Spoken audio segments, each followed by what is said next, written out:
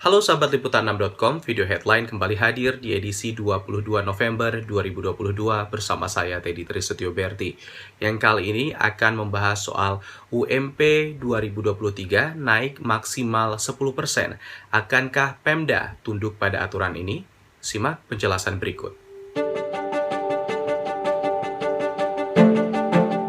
Sama seperti tahun-tahun sebelumnya, menjelang akhir tahun, pemerintah Indonesia melalui Kementerian Ketenagakerjaan menetapkan aturan UMP dan UMK. Untuk 2023, Kemnaker menetapkan upah minimum naik maksimal 10%.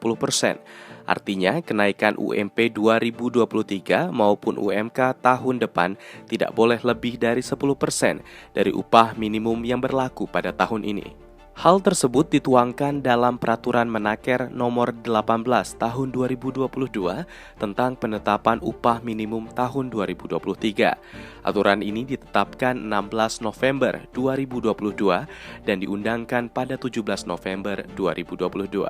Dikutip liputan6.com, dalam aturan tersebut, dalam pasal 7 tertulis bahwa penetapan atas penyesuaian nilai upah tidak boleh melebihi 10%. Selain itu, dalam hal hasil penghitungan penyesuaian nilai upah minimum melebihi 10%, Gubernur menetapkan upah minimum dengan penyesuaian paling tinggi 10%. Jika pertumbuhan ekonomi bernilai negatif, penyesuaian nilai upah minimum hanya mempertimbangkan variabel inflasi.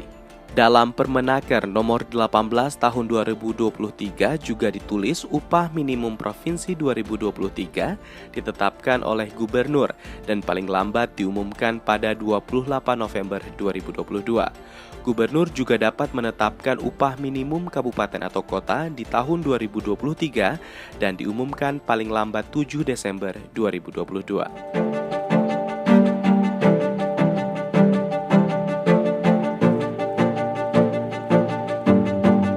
Upah minimum 2023 provinsi dan kabupaten kota yang ditetapkan mulai berlaku pada 1 Januari 2023. Dalam pasal 13, Gubernur wajib menetapkan upah minimum provinsi sesuai dengan perhitungan yang telah ditentukan.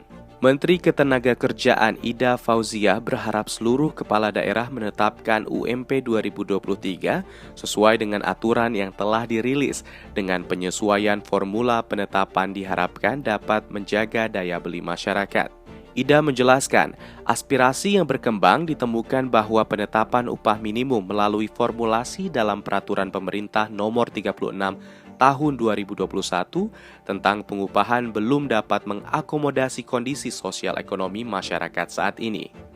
Dia menyoroti kondisi di mana upah minimum 2022 tidak dapat menyeimbangkan laju kenaikan harga-harga barang yang mengakibatkan menurunnya daya beli pekerja.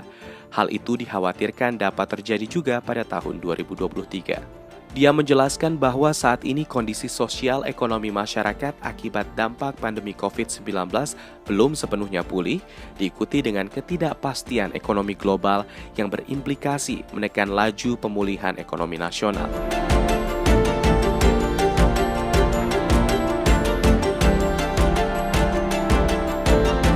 Patokan kenaikan UMP 2023 yang jauh lebih tinggi dibandingkan upah minimum 2022 ini pun dinilai jadi pertanda dunia kerja harus siap menghadapi lonjakan inflasi tahun depan.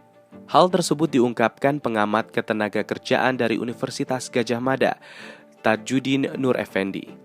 Meskipun inflasi Oktober 2022 mulai menunjukkan tren penurunan menjadi 5,71% secara tahunan, namun ia masih mewaspadai kembali terjadinya lonjakan inflasi di akhir tahun menjadi 6%. Tajudi lantas menyoroti rata-rata kenaikan upah minimum 2022 yang hanya 1,09%, padahal tingkat inflasi di sepanjang tahun lebih dari itu, sekitar 1,87%. Dengan demikian, ia menilai daya beli pekerja di tahun ini tergerus sekitar 3-4%, lantaran nilai upah minimum yang masih jauh di bawah laju inflasi yang kini di atas 5%.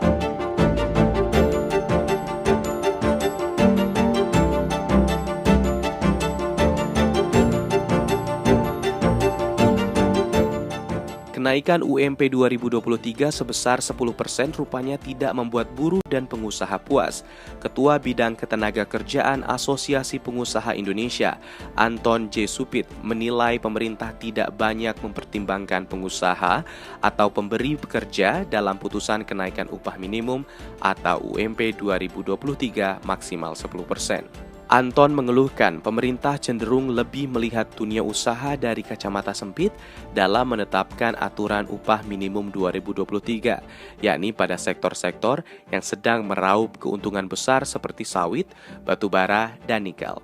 Saat permintaan atau produksi barang tersebut turun, ia menambahkan pengusaha garmen, sepatu, dan karet juga mempekerjakan orang yang tidak sedikit. Oleh karenanya, ia berpikir perhitungan kenaikan upah minimum 2023 yang tercantum dalam Permenaker 18 tahun 2022 masih belum tepat dan bijaksana. Selain itu, aturan tersebut juga diasumsikannya seakan-akan hanya ingin memenuhi kelompok kepentingan tertentu saja, yakni sebagian buruh formal.